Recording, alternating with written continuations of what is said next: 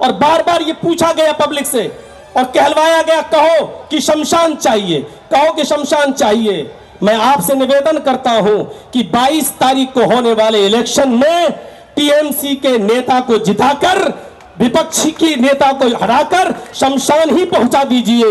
इसलिए कि इनको शमशान से बहुत ज्यादा प्यार है, इनको शमशान से बहुत ज्यादा मोहब्बत है, इनको आप शमशान पहुंचाने का काम कीजिए। मेरे भाइयों और बहनों, आप सबसे मैं एक निवेदन और करना चाहता हूं, और वो बहुत खास निवेदन है। दुनिया का कोई धर्म ऐसा नहीं है जिसने नफरत सिखाई हो। हमारे हिंदू भाइयों को बहुत बहुत आदाब।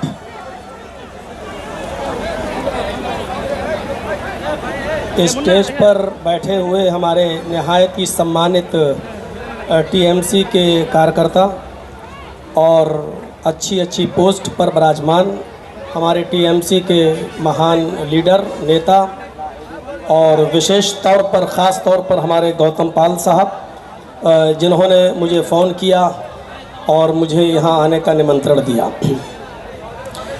आज आपकी ये सभा देखकर मुझे बहुत ही ज़्यादा प्रसन्नता और खुशी हो रही है, और होना भी चाहिए, क्योंकि मैं आज तक किसी भी राजनीतिक स्टेज पर जाकर मैंने किसी नेता का प्रचार नहीं किया है। ये मेरा पहला मौका है, और मैं सिर्फ गौतम पाल के लिए यहाँ जो आया हूँ उसकी ज़रूरत मुझे सिर्फ इसलिए पड़ी क्योंकि ये जो लड़ाई हो रही है इलेक्शन की, ये लड़ाई चुनाव की नहीं है, इलेक्शन की नहीं है। ये जो लड़ाई है वो असल में सच और झूठ की लड़ाई है।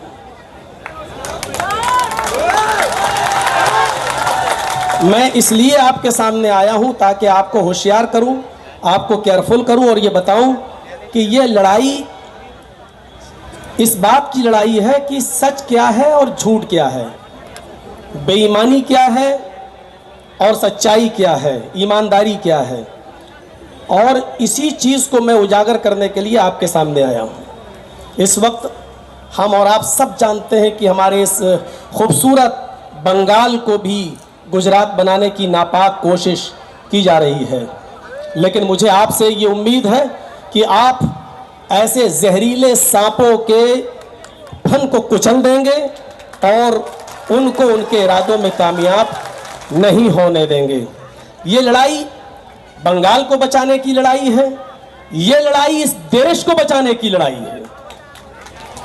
अगर ये लड़ाई देश के बचाने की और बंगाल के बचाने की नहीं होती तो मैं नहीं आता। मैं सिर्फ इसलिए आया हूं कि आपको ये बता दूं कि किस तरीके से हवाई जहाज के अड्डे, एयरपोर्ट बेच दिए गए हैं, किस तरीके से स्टेशनें बेच दी गई हैं, LIC बेच दी गई है और स्टेडियम को अपने नाम पर बनाया जा रहा है। आप होशियार रहिए, आपको भी आपके बंगाल के बेचने की प्लानिंग हो चुकी है, लेकिन आप इस प्लानिंग पर पानी फेर सकते हैं, क्योंकि आपकी ताकत और आपकी शक्ति सबसे अच्छी और सबसे ऊपर शक्ति होती है। इसलिए आपकी शक्ति की मुझे जरूरत है। इस वक्त ममता बनर्जी अकेली एक ऐसी लेडी सिंगम की तौर पर उभरी हुई है जो इन तमाम जहरीले सांपों को सर को अकेले कुचलने के लिए तैयार है। ये लड़ाई पूरे सिस्टम के खिलाफ हो रही है। आप ये देखिए कि किस तरीके से अभी इलेक्शन के मौके पर CRPF की तरफ से गोलियां चलाई गई और एक वर्ग विशेष के 4 लोगों की हत्या कर दी गई है। बिल्कुल आग जलाने की कोशिश की जा रही है, वातावरण को हिंदू और मुसलमान बनाने की कोशिश की जा रही है। लेकिन बंगाल वालों, तुम बहुत समझदार हो। हमेशा हिंदू और मुसलमान, सिख और ईसाई एक साथ मिलकर रहे हो। ऐसी साजिशों को कभी कामयाब मत होने देना। एक अकेली औरत और दूसरी तरफ एक अकेली बहादुर शेरनी और दूसरी तरफ नरेंद्र मोदी, इस देश के प्रधानमंत्री, दूसरी तरफ अमित शाह, तीसरी तरफ पूरा चुनाव आयोग, इलेक्शन कमीशन। आप देख रहे हैं एक अकेली औरत इन तमाम लोगों का मुकाबला कर रही है। इस वक्त आपकी सहायता की, आपकी मदद की, आपकी हेल्प की जरूरत है और मुझे उम्मीद है कि आप उनका पूरा साथ देंगे, पूरा समर्थन आप करेंगे। ममता बनर्जी को हम सिर्फ बंगाल तक सीमित नहीं देखना चाहते हैं। मौलाना जर्जीस आपके सामने आया है वो सिर्फ ये बताने के लिए कि ममता बनर्जी ही एक ऐसी लीडर है जो न सिर्फ बंगाल की सीएम बल्कि इस देश की प्रधानमंत्री बनने के लायक है। वही है जो इस देश के उसूलों पर कायम रह सकती है, जो संविधान को बचा सकती है, जो हिंदू और मुसलमान सबको एक साथ लेकर चल सकती है। वही एक औरत है जो बता सकती है कि संविधान क्या है, जो ये बता सकती है लोगों को कि देखो सबको एक साथ लेकर किस तरीके से देश को चलाया जा सकता है। लिहाजा आपको इस वक्त बैठने की जरूरत नहीं है। बंगाल वालों, इस वक्त आपकी सख्त जरूरत है। माहौल खराब करने की नापाक अपवित्र कोशिशें की जा रही हैं, लेकिन आप उन तमाम कोशिशों को नाकाम कर दीजिए। और गौतम पाल साहब के लिए मैं खुसूसी तौर पर यह कहूंगा कि इतने भारी वोटों से इनको जिताइए, इतने भारी वोटों से कि दुश्मन सोचने पर मजबूर हो जाए। हमारे मोदी जी को बहुत शौक है ये पूछने का कि तुम्हें कब्रिस्तान चाहिए कि शमशान चाहिए। मुझे उनकी 2018 की वो स्पीच याद है जो उन्होंने फतेहपुर में दी थी। कहा था कि शमशान चाहिए कि कब्रिस्तान चाहिए, और बार बार ये पूछा गया पब्लिक से और कहलवाया गया कहो कि शमशान चाहिए, कहो कि शमशान चाहिए। मैं आपसे निवेदन करता हूं कि 22 तारीख को होने वाले इलेक्शन में टीएमसी के नेता को जिताकर, विपक्षी की नेता को हराकर शमशान ही पहुंचा दीजिए, इसलिए कि इनको शमशान से बहुत ज्यादा प्यार है, इनको शमशान से बहुत ज्यादा मोहब्बत है। इनको आप शमशान पहुंचाने का काम कीजिए। मेरे भाइयों और बहनों, आप सबसे मैं एक निवेदन और करना चाहता हूं, और वो बहुत खास निवेदन है। दुनिया का कोई धर्म ऐसा नहीं है जिसने नफरत सिखाई हो। दुनिया में कोई धर्म ऐसा नहीं है कि जिसने नफरत सिखाई हो। और जब मोदी जी और अमित शाह ने ममता बनर्जी के ऊपर इल्जाम लगाया और किसी ने उनको ममता से ममता बेगम कहने की कोशिश की, तो उन्होंने अपने स्टेज पर चंडी पाठ करके बताया कि मैं इतनी बड़ी हिंदू हूं कि तुम विचार में नहीं ला सकते हो, तुम अपने दिमाग में नहीं ला सकते हो। और मैं भी चूंकि संस्कृत का थोड़ा बहुत ज्ञानी हूं, मुझे मालूम है कि उन्होंने चंडी पाठ जो किया था और संस्कृत के जो मंत्र उन्होंने पढ़े थे, मैं चैलेंज के साथ कह सकता हूं कि इतने मंत्र इस देश के चौकीदार मोदी को भी मालूम नहीं है और योगी को भी मालूम नहीं है। जितने मंत्र ममता बनर्जी ने संस्कृत में पढ़े वो योगी जी से पूछ लो तो उनको भी स्वाहा के अलावा कुछ नहीं मालूम है। और आज हालत ये हो चुकी है कि शमशान घाट की बात करते करते मैं अभी सीधे लखनऊ से चला रहा हूं।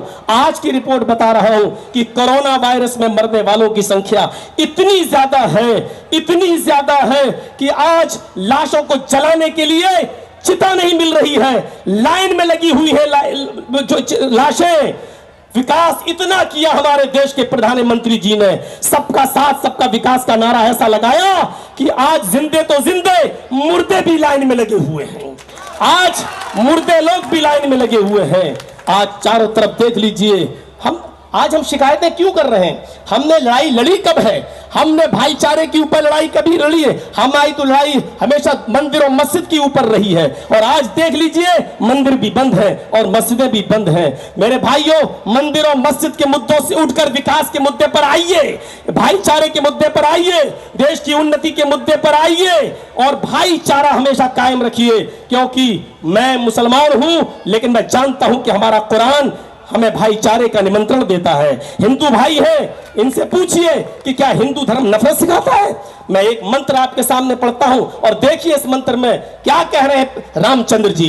रामचंद्र जी कह रहे हैं, प्रत्यत्यम चारुन धर्म गोपीथाय पुरहु यसे मरुद्रिग्नागहि। प्रत्यत्यम चारुन धर्म गोपीथाय पुरहु यसे मरुद्रिग्नागहि। तुम्हारे शब्दों के बाण से, तुम्हारी जबान से निकलने वाले कोई शब्द से किसी दूसरे व्यक्ति को तकलीफ नहीं होनी चाहिए। जो हिंदू धर्म हमें शब्दों के जबान पर, जीभ पर कंट्रोल करने का आदेश दे रहा हो, और जो ये कह रहा हो कि अपने शब्दों से जब जबान से बोलो तो ऐसा शब्द यूज नहीं होना चाहिए कि जिससे किसी मनुष्य को तकलीफ हो, चाहे वो हिंदू या मुसलमान, किसी को तकलीफ नहीं होनी चाहिए। वो धर्म ये कैसे बर्दाश्त करेगा कि एक समुदाय, एक वर्ग विशेष पर दूसरा वर्ग विशेष जुल्म करे? माफ करना, ये हमारी राजनीति को गंदी पॉलिटिक्स तो हो सकती है, लेकिन ये धर्म की शिक्षा नहीं हो सकती है कि कोई किसी से नफरत करे। आज अफसोस होता है कि हिंदू और मुसलमान बनाने की कोशिश की जा रही है। हमारा कुरान भी यही कहता है, या अय्युहन्नास इन्ना खलकनाकुम मिन ज़करिन व उन्सा, है संपूर्ण जगत की मानव जाति, हमने तुम्हें एक मर्द और एक औरत से पैदा किया है, हमने तुम्हें एक पुरुष और एक स्त्री से जन्मा है। तुम्हारा बाप एक है और तुम्हारी माँ एक है। तुम्हारा बाप आदम है, तुम्हारी माँ हव्वा, जिसको हम वेदों में आशु और युवती शत्रुपा के रूप से हम जानते हैं। हमारा एक ही बाप है मनु और एक ही माँ है शत्रुपा। हम सब उसी की संतान है, हम सब उसी के बेटे हैं। लिहाजा जब बेटे हैं तो सब भाई भाई हैं। लिहाजा ये धर्म के ठेकेदार जो आज धर्म के ठेकेदार बने हुए हैं, इनको ना धर्म से मतलब है, इनको सिर्फ अपनी कुर्सी से मतलब है। आप भाईचारे को समाप्त मत कीजिएगा, अपना भाईचारा बनाकर रखिएगा। और एक बात और कह देता हूं आपसे, इस देश की दो आंखें हैं, एक हिंदू और एक मुसलमान। इस देश के दो हाथ हैं, एक हिंदू और एक मुसलमान। इस देश के दो पैर हैं, एक हिंदू और एक मुसलमान। ये देश उस वक्त सलामत है जब हिंदू भी सलामत है, सुरक्षित है, और मुसलमान भी सुरक्षित है। अगर किसी एक को तकलीफ पहुंचाने की कोशिश की, अगर किसी एक को सताने की कोशिश की, तो गोया कि एक आंख आप फोड़ रहे हैं, एक हाथ आप तोड़ रहे हैं, एक पैर आप काट रहे हैं। और याद रखो, अगर इस देश में एक भी धर्म का, एक भी धार्मिक इंसान को तकलीफ हुई तो यह देश काना हो जाएगा, यह देश लूला हो जाएगा, यह देश लंगड़ा हो जाएगा। इस देश को लंगड़ा होने से, इस देश को लूला होने से, इस देश को अपाहिज होने से बचाइए, और बचाने का काम आपका है। हिंदू और मुसलमान सबको साथ में लेकर चलिए, और यह काम सिर्फ एक ही औरत कर रही है, और वो है ममता दीदी। वो है ममता दीदी, जिसने हिंदू को हिंदू नहीं, मुसलमान को मुसलमान नहीं, जिसने अपना सबसे बड़ा धर्म समझा इंसानियत का, जो गरीबों की मसीहा है। आप गौतम बुद्ध के हाथ को मजबूत करके ममता बनर्जी को मजबूत करिए। वैसे तो मैं आपकी लहर देखकर मैं समझ गया हूं कि गोदी मीडिया क्या चीख चीख कर ऐलान कर रही है और वास्तविकता क्या है, वास्तविकता क्या है। और गोदी मीडिया का हाल तो आप जानते ही क्या है। गोदी मीडिया का हाल कभी सही सच्चाई में समझना है तो यह समझ लीजिए कि गोदी मीडिया यह है कि कोई आदमी अगर पानी में डूब रहा है तो उसको बचाएगी नहीं। कोई आदमी पानी में डूब रहा है और ये गोदी मीडिया उसके सामने पहुंच जाए तो ये उसको बचाएगी नहीं, बल्कि उसके मुंह में कैमरा घुसड़ के पूछेगी आपको कैसा लग रहा है, इस वक्त आपको कैसा लग रहा है, इस वक्त आपको कैसा लग रहा है। और हो सकता है कि शाम तक अब न्यूज चैनलों पर आपको हटाकर अब मुझे ही दिखाया जाए। मुझे मालूम है कि किस सिमत की तरफ आपको बहकाया जाएगा, लेकिन इस लेडी सिंघम के हाथ को मजबूत करिए। ये घायल शेरनी है, घायल शेरनी। अमित शाह और मोदी जी ये सब जहरीले सांप हैं, जहरीले सांप, और इन सांपों के सरों को कुचलने के लिए अकेली शेरनी काफी है। बस आपसे निमंत्रण करता हूं, आपसे अपील करता हूं कि ममता बनर्जी को मजबूत करिए और देश में भाईचारा बना रहने दीजिए। कोई खुश नहीं है इस गवर्नमेंट से, कौन नहीं जानता किसान आज कहां पहुंचे हुए हैं, व्यापारियों का आज क्या हाल हो रहा है, स्कूलों का हाल आज क्या हो चुका है। कोई भी कौम, कोई भी बिरादरी, कोई भी जात, कोई भी समूह आज बीजेपी से खुश नहीं है, सब इसको बद्दुआएं दे रहे हैं। लेकिन ममता बनर्जी के इस इलाके में आकर सेंध लगाने की कोशिश की जा रही है। आपसे मैं फिर अनुरोध करता हूं, फिर एक बार रिक्वेस्ट करता हूं, फिर आपसे अपील करता हूं। मुझे आशा है, मुझे उम्मीद है, मौलाना जर्जीस एक मुस्लिम होने के नाते इतना बोलता है कि मैंने आपकी भीड़ देखकर यह अंदाजा लगा लिया है कि आपको जिसको मारना था वो मर चुका है, आपको जिसको मारना था वो मर चुका है, और हमने जनाजा पढ़ा दिया है। हमने जनाजा पढ़ा दिया है, अब दफन करने का काम बाकी रह गया है। वो 22 तारीख को आपका है, मुझे उम्मीद है कि आप दफन कर देंगे। आप गौतम पाल को मजबूत करके टीएमसी को मजबूत करेंगे, बंगाल को बचाएंगे, भाईचारा कायम रखेंगे और ये अहद, ये वादा करके यहां से उठिए कि हम बंगाल को दोबारा गुजरात नहीं बनने देंगे और ममता दीदी को हम फिर से लाएंगे। पहले बंगाल में लाइए और फिर हम सब मिलकर कोशिश करते हैं उनको दिल्ली पहुंचाने की। बंगाल जिंदाबाद, हिंदुस्तान जिंदाबाद। सलाम।